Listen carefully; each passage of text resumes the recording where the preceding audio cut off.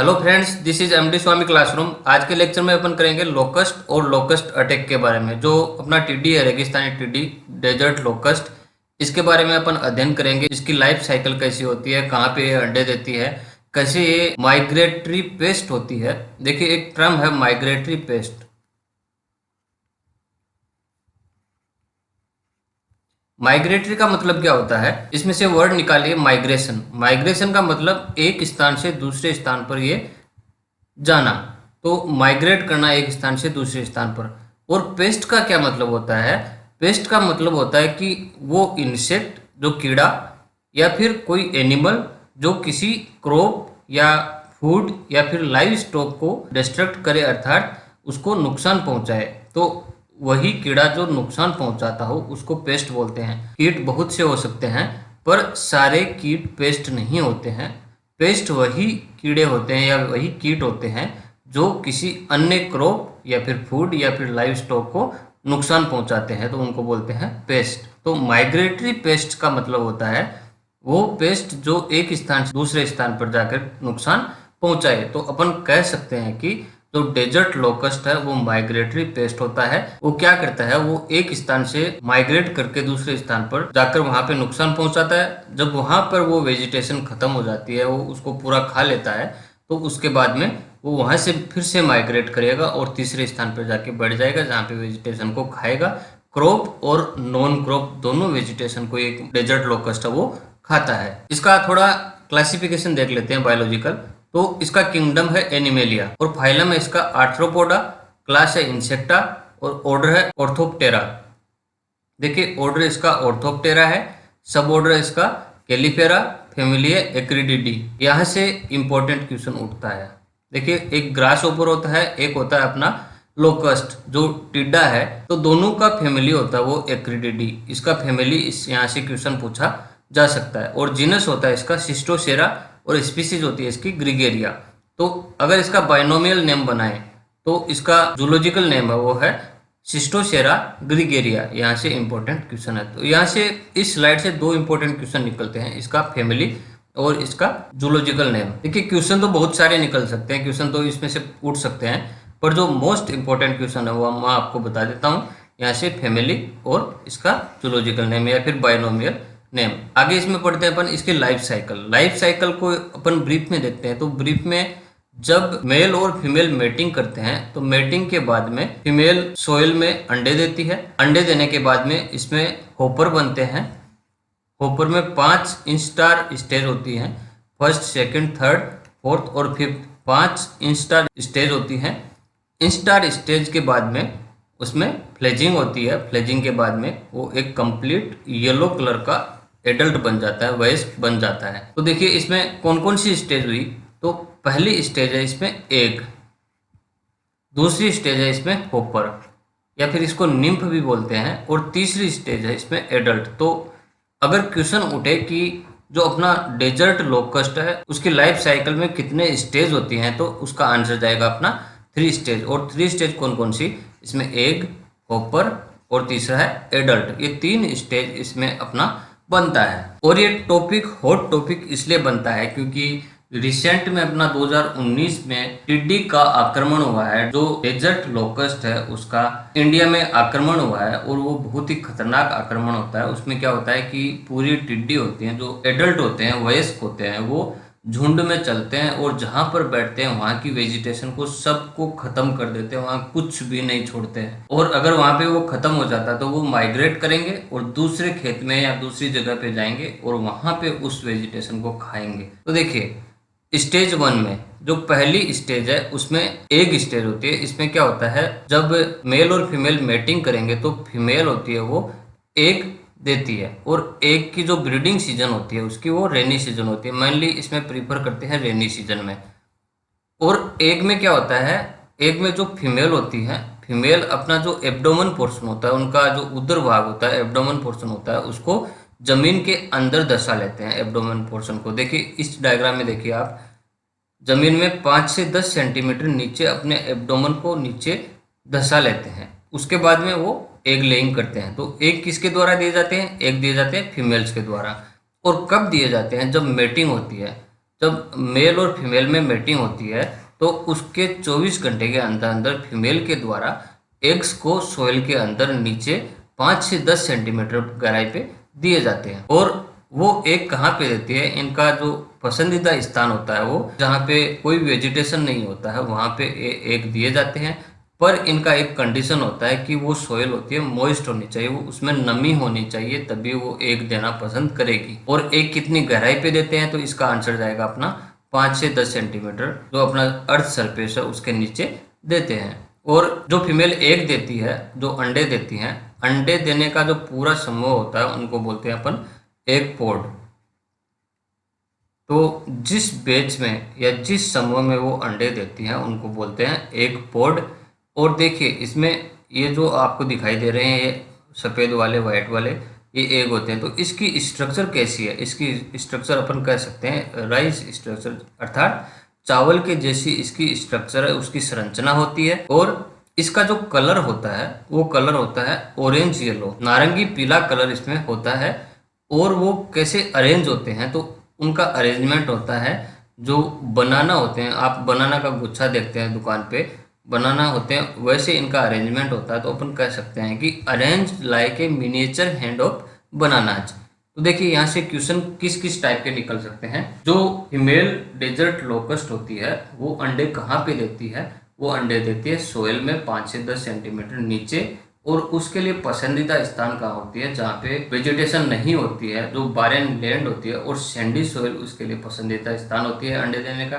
और अंडे कैसे देती है, वो अपना एब्डोमन जमीन के अंदर धंसाकर वो अंडे देती है। और रेनी सीजन उसके लिए पसंदीदा सीजन होती है। और अंडों का जो गुच्छा होता है उसको एग पोड बोलते हैं। और जो एग्स की संरचना होती है वो राइस ग्रेन, जो चावल के दाने होते हैं उसके जैसी होती है। और उन एग्स का जो कलर होता है वो कलर होता है अपना ऑरेंज येलो, नारंगी पीला कलर उसका होता है। आगे इसमें अपन बात करते हैं, इसमें 2 स्टेज होती हैं जो अपनी डेजर्ट लोकस्ट होती हैं, उसमें 2 स्टेज होती हैं।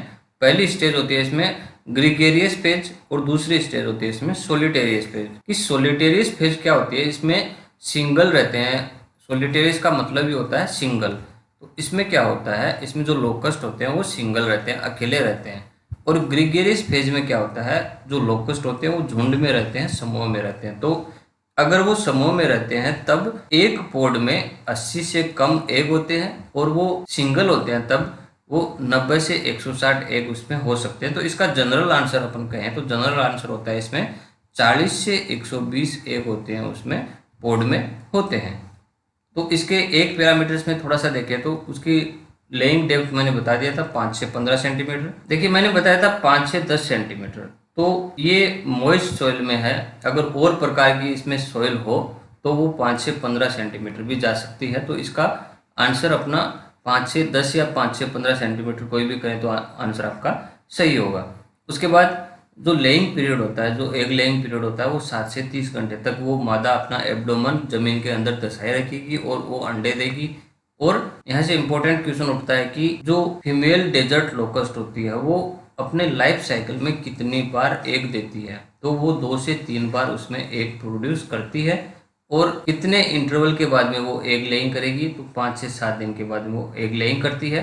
और मैंने बता दिया कि जो सोलिटरी फेज होती है उसमें 90 से 160 और ग्रीगेरियस फेज में 80 से कम 60 से 80। तो जनरल आंसर इसका हो जाएगा 40 से 120 एग्स पर पोड ये फीमेल डेजर्ट लोकस्ट देती है। और पोड की जो लेंथ होती है वो कितनी होती है, वो 3 से 4 सेंटीमीटर पोड लेंथ होती है। जो ये लेंथ है वो 3 से 4 सेंटीमीटर उसकी लेंथ होती है। इसके बाद में इंक्यूबेशन पीरियड होता है वो 10 से 65 दिन, वो डिपेंड करता है कितना उसमें मॉइस्चर है सॉइल में। तो 10 से 65 दिन तक उसका इंक्यूबेशन पीरियड हो सकता है। अब आगे देखिए इसमें सेकेंड स्टेज। तो सेकेंड स्टेज कौन सी थी, यहाँ से कौन सा आंसर उठता है कि जो डेजर्ट लोकस्ट होता है उसकी लाइफ साइकिल का सेकंड स्टेज कौन सा है। तो सेकंड स्टेज अपना जाएगा निम्फ या होपर। निम्फ या होपर ये इसका सेकंड स्टेज होता है। तो देखिए जो अंडे दिए थे फर्स्ट स्टेज में, वो अंडे क्या होंगे, उनका हैचिंग होगा।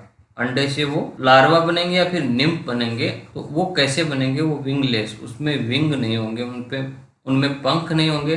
तो अपन कह सकते हैं जो होपर बनेंगे या निम्फ बनेंगे वो उड़ नहीं सकते हैं। वो यहाँ देखिए वो उड़ नहीं पाएंगे, केवल वो जंप करेंगे। और जैसे ही उनको फेवरेबल एनवायरनमेंट मिलेगा, फेवरेबल मॉइस्चर मिलेगा, फेवरेबल टेम्परेचर मिलेगा, तब क्या करेंगे, वो ज़मीन से बाहर निकल आएंगे। तो इसमें जब वो अंडे दिए, अंडों का इंक्यूबेशन पीरियड पूरा होगा, पूरा होने के बाद में उनमें हैचिंग होगी। हैचिंग से क्या बनेंगे, या तो निम्फ बनेंगे या फिर लार्वा बनेंगे, उनको बोलते हैं अपन होपर्स। और अब होपर बनने के बाद में उसमें मोल्टिंग होती है। तो यहाँ से इम्पोर्टेंट क्वेश्चन उठता है कि जो डेजर्ट लोकस्ट होता है उनमें कितने टाइम मोल्टिंग होती है। तो इसका एग्जैक्ट आंसर जाता है अपना 5 टाइम्स, और इट में भी 6 टाइम। तो 5 से 6 टाइम तक इसमें मोल्टिंग होती है। मोल्टिंग क्या होती है, मोल्टिंग होती है कि उनकी जो स्किन होती है उसका शेडिंग होना, उसका हटना। देखिए आप स्नेक को देखते हैं, सांप को देखते हैं, तो सांप की कैंचुली होती है, सांप का जो ऊपर का जो कवर होता है वो क्या करता है, वो सांप ऊपर से हटा देता है, अर्थात उसमें मोल्टिंग हो गई, उसने अपनी स्किन को उतार दिया और उसके बाद में उसकी नई स्किन आ गई उसके नीचे, तो उसको बोलते हैं मोल्टिंग। तो मोल्टिंग होने के बाद में इसमें होपर बनेगा, होपर मिलेगा, उस अवस्था को बोलते हैं इंस्टार। और कितने इंस्टार होते हैं इसमें, उसमें 5 इंस्टार स्टेज होती है, इंस्टार स्टेज। और इंस्टार स्टेज कौन सी होती है, तो स्टेज बिटवीन 2 मोल्ड्स, अर्थात पहली मोल्टिंग और दूसरी मोल्टिंग के बीच का जो टाइम पीरियड होता है उसको बोलते हैं इंस्टार स्टेज। और प्रत्येक जो नेक्स्ट इंस्टार स्टेज होती है उसमें जो होपर है उसकी साइज होती है, वेट होता है, वो बढ़ता जाता है, वो उसको उसमें ग्रो करता जाता है। और फाइनल मोल्टिंग होती है, वो 5वां इंस्टार होपर होता है, उसको बोलते हैं फ्लेजिंग। जब फाइनल मोल्टिंग होगी, 5वां इंस्टार लार्वा अपने पास मिलेगा, इंस्टार निम्फ मिलेगा अपने को, तो उसको बोलते हैं अपन फ्लेजिंग। और वो उड़ नहीं सकता है जब तक उसमें पंख नहीं आएंगे। तो the new adult known as fledging, जो 5वां स्टार था, होपर था, उसको बोलते हैं फ्लेजिंग। और hedge soft wing that must dry and harden before it can fly. तो इसमें क्या होता है, ये उड़ नहीं सकता है जब तक उसके पंख है वो सूखेंगे नहीं और कठोर नहीं होंगे, तब तक वो उड़ नहीं पाएगा। तो अपन कह सकते हैं जो होपर होता है वो उड़ नहीं सकता है। अगर कोई इंसेक्ट उड़ नहीं सकता है तो उसको कंट्रोल करना इजी होता है। मान लीजिए अगर किसी फीमेल डेजर्ट लोकस्ट ने अंडे दे दिए किसी खेत में, और वहाँ से निम्फ मिल गए अपने को, अपने खेत में निम्फ मिल गए, या फिर कह सकते हैं कि होपर मिल गए, तो अपन क्या कर सकते हैं, उस खेत में जहाँ पे निम्फ है बहुत सारे, वहाँ उसके चारों ओर एक खाई खोद दीजिए, उसमें एक फरो बना दीजिए ताकि वो निम्फ उसमें गिर जाए। अगर उड़ नहीं पाएंगे तो वहाँ निकल नहीं पाएंगे, फिर अपन कोई दवा का स्प्रे करके या उसमें फिर आग लगा के या फिर अपन उसमें मिट्टी डाल के उन निम्फ को अपन नष्ट कर सकते हैं। तो वहीं उनका रोकथाम हो गया, उनका कंट्रोल हो गया, वो आगे एडल्ट में नहीं बनेंगे। तो देखिए इसमें क्वेश्चन कौन कौन से बने। दूसरे स्टेज में जो अपना डेजर्ट लोकस्ट होता है उनको क्या बोलते हैं, तो होपर बोलते हैं या फिर निम्फ बोलते हैं। उसमें हैचिंग होगी एक की, मोल्टिंग होगी। मोल्टिंग किसको बोलते हैं, तो मोल्टिंग बोलते हैं स्किन का उतरना, शेडिंग ऑफ द स्किन। और इसमें कितनी इंस्टार स्टेज होती है, तो इसमें 5 इंस्टार स्टेज होती हैं। अगर क्वेश्चन घुमा के है तो इसमें 5 से 6 तक, कभी कभी 6 भी हो सकती हैं, पर वो एक्सेप्शनल केस में होती हैं। जनरली इसका आंसर जाता है 5 इंस्टार स्टेज, और होपर उड़ नहीं सकते। यहाँ से ये इतने क्वेश्चन उठते हैं। इसके बाद में एडल्ट्स डू नॉट मोल्ट, जो अपने वयस्क होते हैं, एडल्ट होते हैं, उनमें मोल्टिंग नहीं होती है। तो क्या होगा, अगर वो फूड कंजम्पशन करेंगे, वो भोजन का कंजम्पशन करेंगे, तो उनकी साइज में ग्रोथ होगी और उनका वेट भी बढ़ेगा। अगर साइज में ग्रोथ होगी तो उनका वेट बढ़ेगा। और adults that can fly are initially sexually immature, तो इनिशियल में जो एडल्ट्स बनते हैं, जो फ्लेजिंग था, फ्लेजिंग के बाद में इमेच्योर एडल्ट बनते हैं, उनमें सेक्सुअल रिप्रोडक्शन, उसमें रिप्रोडक्शन नहीं हो सकता है। पर क्या होता है, धीरे धीरे जब वो मेच्योर होने लगेंगे तो वो मेटिंग कर पाएंगे, उनमें पॉपुलेशन होगा, वो एग भी प्रोड्यूस कर पाएंगे। तो कह सकते हैं कि जो सेकेंड स्टेज के जस्ट बाद में जब एडल्ट बनता है इमेच्योर, वो सेक्सुअली मेच्योर नहीं होता है, पर धीरे धीरे उसके बाद जब पूर्णतः वो एडल्ट बन जाएगा तो वो सेक्सुअली रिप्रोडक्शन कर सकता है। और जो चौथा और 5वां स्टार था, उसमें जो विंग्स होते हैं उनको अपन क्लियरली देख सकते हैं। और जो 4th स्टार है उसमें साइज होती है उनकी 2 से 3 mm लॉन्ग, और फिफ्थ स्टार में उसकी 6 से 8 mm या मिलीमीटर लंबे उसमें विंग्स होते हैं। अब इसका थोड़ा सा सेकंड स्टेज का रिकेप कर लेते हैं। तो इसमें स्टार कितने होते हैं, तो 5 या फिर 6, तो 5 से 6 इसमें स्टार स्टेज होती हैं। जनरली इसका आंसर 5 जाता है। देखिए यहाँ से 5, 1 2 3 4 5 स्टेज इसमें होपर्स में स्टार स्टेज होती हैं। और उसका कलर इंपॉर्टेंट होता है, किस स्टेज में किसका कलर कैसा होता है। तो इसका होपर का कलर होता है ब्राउनिश या फिर ग्रीनिश, कभी कभी ब्लैकिश भी हो सकता है। और डेवलपमेंट पीरियड कितना होता है इसमें, 30 से 39 दिन होता है इसमें। जो अपने समर एरियाज होते हैं जैसे रेड सी हो गया, इधर इधर 30 से 39 दिन इसमें डेवलपमेंट पीरियड होता है। और नॉर्थ वेस्ट अफ्रीकन कंट्रीज़ की बात करें तो उसमें 24 से 48 दिन इसका डेवलपमेंट पीरियड होता है। और एवरेज ड्यूरेशन जो L1 जो स्टार 1 से लेके स्टार 4 तक है, वो 6 से 7 दिन में 4 स्टार बन जाता है। और 5वां स्टार जो स्टार स्टेज है वो 7 से 10 दिन लगा देता है। इसके बाद में अपन देखते हैं इसका थर्ड स्टेज। तो थर्ड स्टेज में देखिए एडल्ट बनता है। पहले स्टेज में क्या देखा था अपन ने, पहले स्टेज में था अपना एग, दूसरे स्टेज में निम्फ या होपर, और तीसरे स्टेज में एडल्ट। तो एडल्ट की जो लाइफ स्पेन होती है, उसका जीवन काल होता है वो कितना होता है, वो 12 वीक्स का उसका लाइफ स्पेन होता है। और मेचुरेशन पीरियड कितना होता है उसका, 2 वीक से लेके 6 मंथ तक उसका मेचुरेशन स्टेज होता है, मेचुरेशन पीरियड होता है। अब यहाँ से कलर की बात करें तो जो इमेच्योर होता है डेजर्ट लोकस्ट, तो उसका कलर होता है पिंक कलर होता है। और जब एक डेजर्ट लोकस्ट कंप्लीटली मेच्योर हो जाता है तो उसका कलर होता है येलो। यहाँ से ये इंपॉर्टेंट क्वेश्चन उठता है कि जो अपना मेच्योर्ड डेजर्ट लोकस्ट होता है उसका कलर किस प्रकार का होता है, तो उसका कलर होता है येलो कलर का, पीला कलर का। और जो फीमेल डेजर्ट लोकस्ट होती है उसके शरीर पे काले काले धब्बे इसमें होते हैं, जबकि मेल में अब्सेंट या बहुत कम उसमें धब्बे होते हैं। तो मेल और फीमेल का डिस्टिंग्विशन अपन धब्बों से अपन कर सकते हैं। और दूसरा डिफरेंस यह भी होता है कि जो मेल होता है उसकी जो लेंथ होती है, लंबाई होती है, वो कम होती है, जबकि फीमेल की जो लंबाई होती है वो ज़्यादा होती है। तो ये भी इसका डिफरेंस होता है। इसके बाद में देखते हैं सोलिटरी एडल्ट्स। जो अपने डेजर्ट लोकस्ट होते हैं जब वो अलग अलग रहते हैं, जो सिंगल रहते हैं, तब वो माइग्रेट कैसे करते हैं, तो वो माइग्रेट रात्रि में करते हैं। देखिए यहाँ से इंपॉर्टेंट क्वेश्चन ये बनता है कि जो अपने डेजर्ट लोकस्ट होते हैं वो अगर वो सोलिटरी एडल्ट्स होते हैं, सोलिटरी सिचुएशन में रहते हैं, तब वो माइग्रेशन कैसे करते हैं, तो माइग्रेशन करते हैं वो रात में। और उनका कलर कैसा होता है, तो भूरा कलर का उनका कलर होता है, ब्राउनिश कलर होता है। और मेचुरेशन पीरियड होता है जो सोलिटरी एडल्ट्स होते हैं उनका 2 वीक से 6 मंथ तक। और टेक ऑफ टाइम होता है वो कब माइग्रेट करेंगे, तो जब अपना सूर्य अस्त होगा, सनसेट होगा, उसके 20-30 मिनट के बाद में वो माइग्रेट करना स्टार्ट करेंगे। अर्थात सूर्य अस्त होने के बाद में रात्रि में वो माइग्रेशन करते हैं। और टेम्परेचर उनके लिए फेवरेबल टेम्परेचर 20 से 22 डिग्री सेंटीग्रेड। जो विंड स्पीड है वो 4 से 7 मीटर पर सेकंड से कम होनी चाहिए। और वो फ्लाइट अर्थात टेक ऑफ या फिर माइग्रेट कब करते हैं, तो रात्रि के टाइम करते हैं। और फ्लाइट की डायरेक्शन क्या होगी, वो डाउनवर्ड होगी, वो ज़्यादा हाइट पे नहीं जाएंगी, डाउनवर्ड अर्थात नीचे की तरफ वो गति करना पसंद करती है, क्योंकि नीचे वेजिटेशन होती है। ये तो हो गया अपना सोलिटरी एडल्ट्स। जो सोलिटरी माइग्रेशन है, अगर सिंगल माइग्रेट करती हैं, अगर वो स्वार्म माइग्रेशन करें, स्वार्म में क्या होता है, वो झुंड में चलते हैं, वो एक से ज़्यादा मिलकर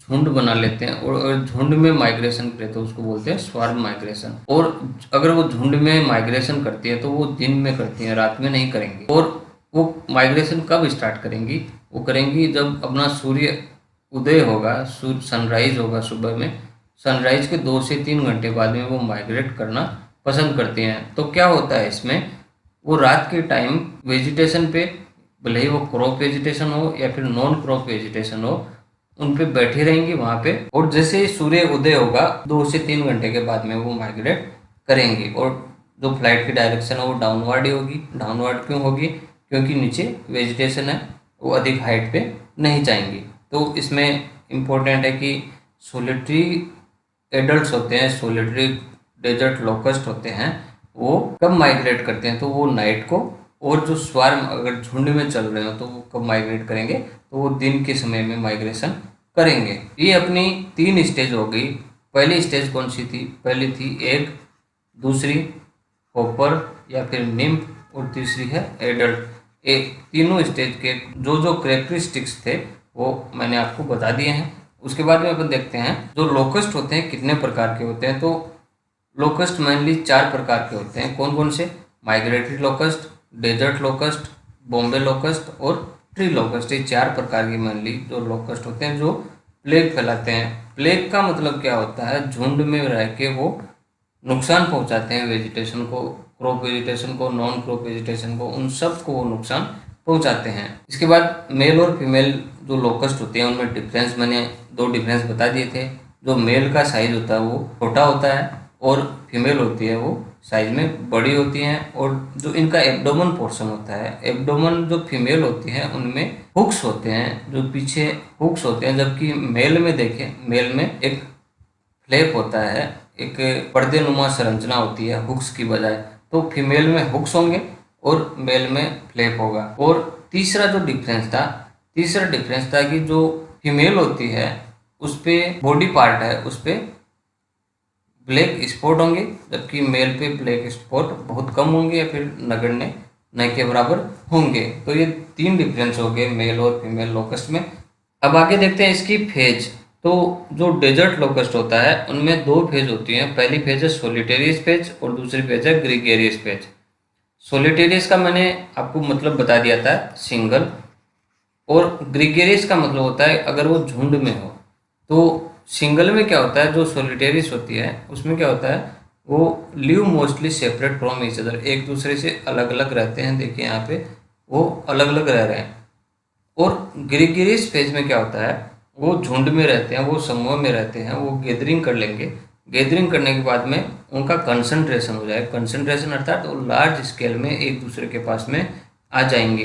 तो देखिए इसमें 2 वर्ड निकलते हैं अपने। 2 वर्ड कौन कौन से निकलते हैं? पहला वर्ड है अपना ट्रांजिएंस और दूसरा वर्ड है इसमें डिसोसिएंस। यहाँ देखिए डिसोसिएंस और इधर है कॉन्ग्रेगेंस या फिर ट्रांजिएंस। तो यहाँ से देखिए डायग्राम देखिए, डायग्राम में पहला है यहाँ पे सोलिटेरियस स्टेज या सोलिटेरियस फेज, और यहाँ दूसरा किसकी ओर बढ़ रहा है, ये बढ़ रहा है झुंड की तरफ, इसको बोलते हैं ग्रीगेरियस स्टेज या ग्रीगेरियस फेज। तो अगर सोलिटेरियस फेज ग्रीगेरियस फेज में कन्वर्ट हो तो उसको बोलते हैं ट्रांजिएंट फेज। और अगर इसका विपरीत हो, इसका विपरीत क्या, जब ग्रीगेरियस फेज सोलिटेरियस फेज में कन्वर्ट हो, उसमें चेंज हो, तो उसको बोलते हैं डिसोसिएंट फेज। और ट्रांजिएंट फेज में जो लोकस्ट होते हैं उनको बोलते हैं ट्रांजिएंट्स, और डिसोसिएंट फेज में जो लोकस्ट होते हैं उनको बोलते हैं डिसोसिएंट्स। तो ये यहाँ से इम्पोर्टेंट क्वेश्चन बन गए कि सोलिटेरियस फेज कौन सी होती है और ग्रेगेरियस फेज कौन सी होती है। जब वो ट्रांजिएंट्स बनेंगे तो क्या होगा, वो स्कैटर्ड होंगे, वो अलग अलग होंगे, वो एक जगह पे आएंगे।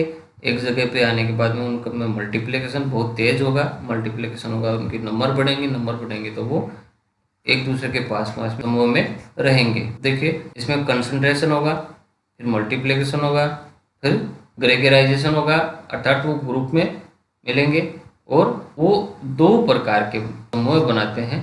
उसमें एक होता है स्वार्म, एक होता है बैंड्स। तो देखिए इन दोनों में डिफरेंस क्या है। स्वार्म में क्या होता है, स्वार्म में बहुत सारे जो होपर्स होते हैं वो एक दूसरे के नज़दीक आते हैं और समूह में वो गति करते हैं, तो उस कंडीशन को बोलते हैं स्वार्म कंडीशन। और बैंड होती है, बैंड में क्या होते हैं, बैंड में जो अपने होपर्स होते हैं, होपर्स के द्वारा जो ग्रुप बनाया जाता है उनको बोलते हैं बैंड। तो देखिए होपर बैंड तो होपर्स के द्वारा जो बनाया जाने वाला ग्रुप हो गया।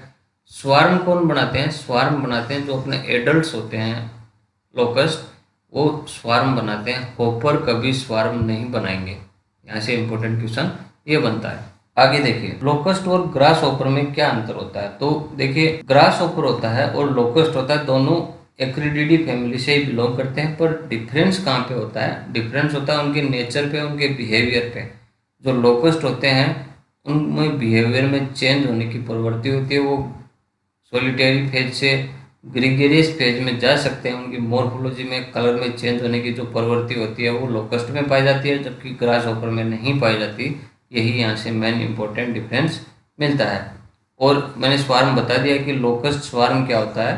तो देखिए ये डायग्राम देखिए, पहले डायग्राम में बहुत सारे लोकस्ट हैं, वो एकदम समूह में ग्रुप में माइग्रेशन कर रहे हैं। तो देखिए adult locust can form swarms which में contain thousands of millions of individuals and which behave as a unit.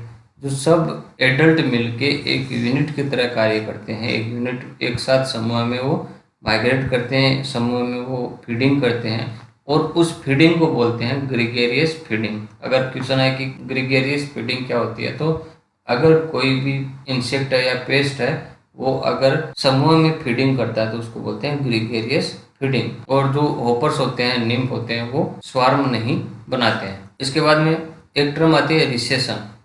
देखिए रिसेशन का जनरली मतलब होता है कि मंदी। अब क्या होगा, यहाँ पे डैमेजिंग स्टेज कौन सी होती है? डैमेजिंग स्टेज होती है एडल्ट स्टेज। एडल्ट में भी स्वार्म स्टेज। अगर वो सोलिटरी फेज में रह रहे हैं तो वो ज़्यादा नुकसान नहीं पहुंचाएंगे, पर जब डेजर्ट लोकस्ट स्वार्म फेज में चले जाते हैं, स्वार्म कंडीशन में चले जाते हैं, वो ग्रुप में रहने लगते हैं, तब वो ज़्यादा नुकसान पहुंचाएंगे। तो देखिए अगर होपर बैंड या स्वार्म नहीं बने तो दो स्वार्म के बीच का जो टाइम होता है उसको बोलते हैं रिसेशन। सोलिटेरियस फेज और स्वार्म फेज है, अपने जो ग्रीगेरियस फेज है उसके बीच का जो टाइम होता है उसको बोलते हैं रिसेशन। अर्थात वो स्टार्टिंग से लेके जब तक घातक फॉर्म धारण नहीं कर लेता है तब तक का जो टाइम होता है उसको बोलते हैं रिसेशन। और हैबिटेट्स कौन से होते हैं, परमानेंट कहाँ पे रहती हैं? ये कैस्पियन सी, जैसे ईरान हो गया, Kazakhstan, Azerbaijan, Russia, Uzbekistan, Afghanistan, Kyrgyzstan, Turkmenistan, यहाँ पे परमानेंट रहती हैं। और फूड और ब्रीडिंग के लिए ये माइग्रेट करती हैं। सऊदी अरब हो गया, कुवैत, यमन, ईरान, पाकिस्तान, इन जगह पे वो माइग्रेशन करती हैं। क्यों करती है माइग्रेशन? क्योंकि उनको भोजन चाहिए, उनकी ब्रीडिंग के लिए अनुकूल वातावरण यहाँ पे रहता है, और परमानेंट हैबिटेट है उनका कैस्पियन सी के आसपास जो अपने कंट्रीज हैं वहाँ पे उनका परमानेंट हैबिटेट होता है। उसके बाद में देखिए लोकस्ट अटैक, यहाँ से इम्पोर्टेंट है। लोकस्ट अटैक क्या होता है, अगर वो स्वार्म सिचुएशन में वो ग्रुप में अगर किसी क्रॉप पे अटैक करते हैं, उनको नष्ट कर देते हैं, उसको बोलते हैं लोकस्ट अटैक या लोकस्ट प्लेग या फिर लोकस्ट इन्वेजन। और locust are the oldest migratory pest in the world. जो माइग्रेटरी पेस्ट कौन सा, मैंने बता दिया आपको कि जो पेस्ट माइग्रेट करे एक जगह से दूसरी जगह पे, माइग्रेट करके वो वहाँ की वनस्पति को, क्रॉप्स को और नॉन क्रॉप्स की जो वेजिटेशन है उनको अफेक्ट करे तो उसको बोलते हैं माइग्रेटरी पेस्ट। तो ये सबसे पुराना माइग्रेटरी पेस्ट के रूप में इसको जाना जाता है। और ये इंडिया में जनरली जुलाई से अक्टूबर के बीच में ये अटैक करता है, इन्वेजन करता है, पर हर साल नहीं करता है। इंडिया में देखिए कब कब लोकस्ट का अटैक हुआ है, तो सबसे पहला अटैक था 1978 में, फिर 1983 में, 86 में, 89 में, 93 में, 97 में, और 2005, 10 और 2019-20 में जो रिसेंट अटैक चल रहा है डेजर्ट का, वो अपना 1920 में था। ये 2019 में स्टार्ट हुआ था, तीव्र रूप धारण किया है जो अप्रैल महीना है अपना, मिड अप्रैल में। और सबसे बड़ा अटैक 1993 में आया था जो 3,10,482 हेक्टेयर्स को अफेक्ट किया था, और 2005 में 16,440 हेक्टेयर को टिड्डी दल ने अफेक्ट किया था। और ये इंडिया में कहाँ से एंटर करता है, तो ये एंटर करता है जो अपना राजस्थान स्टेट है उसके पश्चिमी जिले, जैसे जैसलमेर हो गया, बाड़मेर हो गया, वहाँ से ये इंडिया में एंटर करता है। और उधर की साइड में पाकिस्तान है, तो पाकिस्तान के थ्रू ये जैसलमेर बाड़मेर में एंटर करता है। और 1 स्क्वायर किलोमीटर में लगभग 8 करोड़ लोकस्ट वो मिल सकते हैं। 1 स्क्वायर किलोमीटर में अगर वो स्वार्म कंडीशन में है, बहुत ही तीव्र या ट्रिमेंडस कंडीशन है, उनमें बहुत ज़्यादा नंबर में वहाँ पे टिड्डी मिल सकती हैं, और वो ग्रुप में उड़ती हैं, और एक दिन में लगभग 150 किलोमीटर डिस्टेंस तय कर सकती हैं। ये देखिए जो डाटा है 150 किलोमीटर, ये राजस्थान स्टेट ने एक ऑफिशियल वीडियो लॉन्च किया था, वहाँ से हमने इसको सोर्स माना है कि एक दिन में ये जो टिड्डी दल है वो 150 किलोमीटर तक डिस्टेंस तय कर सकती है या डिस्टेंस पूरा कर सकती है। और ये ग्रेगेरियस फीडिंग करती है, अर्थात झुंड में, समूह में ये क्रॉप्स को खाती हैं, क्रॉप्स और नॉन क्रॉप्स दोनों को ये अपना निशाना बनाती हैं। इसके बाद में डैमेज देखिए, तो डैमेज में क्या होता है कि ये पूरी वनस्पति को नष्ट कर सकते हैं, इतनी पावर इसमें होती है। ये फीडिंग कैसे करती हैं, जितना इनका वजन होता है, एक लोकस्ट का जितना वजन होता है वो उसके बराबर वो वहाँ की वनस्पति को फीड कर सकती है, वहाँ की वनस्पति को खा सकती है। और एक स्वार्म होता है, एक झुंड होता है, उसमें 40 मिलियन लोकस्ट हो सकती हैं। और जो 40 मिलियन लोकस्ट होती हैं वो एक दिन में 35,000 लोग जो खाना खाते हैं उसके बराबर वहाँ पे उस वेजिटेशन को नष्ट कर देते हैं। और अगर हम माने कि पर डे 2 से 3 केजी फूड खाता है पर बंदा, तो 35,000 पीपुल्स, 35,000 लोगों का जो खाना है उसके बराबर एक स्वार्म होता है अपना लोकस्ट स्वार्म, अर्थात 40 मिलियन लोकस्ट के आसपास वो उतने वेजिटेशन को नष्ट कर देती हैं। तो देखिए आप इससे पता लगा सकते हैं कि कितना इसमें नुकसान होता है डेजर्ट लोकस्ट के अटैक से। उसके बाद में कौन कौन से ऑर्गेनाइजेशन या फिर इंस्टीट्यूशंस हैं जो लोकस्ट की मॉनिटरिंग करते हैं कि लोकस्ट कितना इफेक्टिव है, कहाँ पे है ये लोकस्ट। तो वर्ल्ड लेवल पे है ये अपना ECLO, emergency centre for locust operation. ये कहाँ पे है, ये रोम में है। और किसके अंडर में है, तो ये FAO के अंडर में, फूड एंड एग्रीकल्चरल ऑर्गेनाइजेशन के अंडर में ये कार्य करता है। तो कहाँ पे है, रोम में। और नेशनल लेवल पे, इंडिया लेवल पे अपन देखें तो इसमें होता है LWO, लोकस्ट वार्निंग ऑर्गेनाइजेशन। ये जो अपनी एग्रीकल्चर मिनिस्ट्री है इसके अंडर में कार्य करता है। और इसने 2019-20 में जो साइन देखे थे लोकस्ट के, वो जैसलमेर और गंगानगर जिला है राजस्थान का, वहाँ पे सबसे पहले इसने लोकस्ट के साइन देखे थे। और स्टेट लेवल पे जो अपने स्टेट एग्रीकल्चर डिपार्टमेंट होते हैं वो सब इनकी मॉनिटरिंग करते हैं, इनका नियंत्रण करवाने में महत्वपूर्ण भूमिका निभाते हैं। तो देखिए वर्ल्ड लेवल पे ECLO, नेशनल लेवल पे LWO और स्टेट लेवल पे स्टेट एग्रीकल्चर डिपार्टमेंट जो अपने SAD होते हैं वो कार्य करते हैं लोकस्ट की मॉनिटरिंग में, लोकस्ट के रोकथाम में, उसके कंट्रोल में। इन सब में ये सब ऑर्गेनाइजेशन या फिर इंस्टीट्यूशंस होते हैं वो कार्य करती हैं।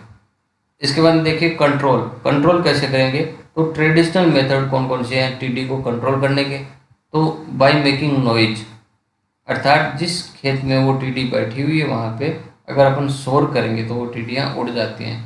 शोर किससे करते हैं, जनरली जो गांव वाले होते हैं, किसान होते हैं, वो थाली या फिर कोई डिब्बा, जो पीपा होता है अपना डिब्बा, उसको लेके वो बजाते हैं, या फिर ढोल बजाते हैं, या फिर आजकल जो मॉडर्न ट्रेंड चला है कि DJ साउंड, जो अपना शादी ब्याह में DJ बजाते हैं, वो भी उस खेत में बजाएंगे तो शोर होगा। शोर होने से वो वहाँ की जो टिड्डियाँ हैं वो उड़ जाएंगी। देखिए आप डायग्राम में देख सकते हैं कि यहाँ पे एक फार्मर है वो थाली बजा रहा है जिससे वो टिड्डियाँ उड़ती दिखाई दे रही है, जबकि इधर DJ लगा हुआ है, DJ के कारण ये टिड्डियाँ उड़ती दिखाई दे रही हैं। और होपर्स होते हैं, अपन जाते हैं, वो होपर्स उड़ नहीं सकते हैं, तो उड़ नहीं सकते तो अपन उनको कंट्रोल कैसे करेंगे कि उनके चारों ओर या फिर खेत के चारों ओर एक खाई खोद देंगे अपन, वो उसमें गिर जाएंगे, उसके बाद में उसमें अपन उसको कंट्रोल कर लेंगे। ये तो हो गए अपने ट्रेडिशनल मेथड। अब केमिकल कंट्रोल में देखें तो एक मेलाथियोन 96% ULB पेस्टिसाइड होता है, वो यूज किया जाता है जो नॉन क्रॉप प्लांट्स होते हैं उन पे TD के कंट्रोल के लिए, लोकस्ट के कंट्रोल के लिए। ये क्रॉप प्लांट्स पे क्यों नहीं किया जाता है, क्योंकि इसकी टॉक्सिसिटी होती है, जहरीला बहुत ज़्यादा होता है। अगर इसको क्रॉप प्लांट में अपन यूज करेंगे तो जो टॉक्सिसिटी है वो ह्यूमन के द्वारा कंज्यूम की जा सकती है, ह्यूमन के द्वारा उसका उपभोग किया जा सकता है, तो नुकसान होने के चांसेस वहाँ रहते हैं। तो क्रॉप प्लांट में देखिए कौन कौन से केमिकल्स होते हैं जिनके द्वारा लोकस्ट का कंट्रोल किया जाता है। तो एक मैन है क्लोरपाइरिफॉस, उसका 20 EC 1200 ml पर हेक्टेयर और 50 EC 480 ml पर हेक्टेयर अगर अपन यूज करेंगे तो डेजर्ट लोकस्ट होते हैं उसको कंट्रोल कर सकते हैं। और तीसरा इसमें केमिकल लेमडा साइक्लोहाइथ्रिन, वो 5 EC होता है, उसका 400 ml पर हेक्टेयर, और मेलाथियोन 50 EC, उसका 1850 ml पर हेक्टेयर अगर अपन क्वांटिटी लेते हैं, उससे अगर हम TD पे छिड़काव करें, वहाँ पे उनका स्प्रे करें तो TD को अपन कंट्रोल कर सकते हैं। तो आज के टॉपिक में इतना ही। आप इस जो अपना एप्लीकेशन है अपने फ्रेंड्स के साथ ज़्यादा से ज़्यादा शेयर कीजिए ताकि उनको भी फायदा हो सके। Thank you very much.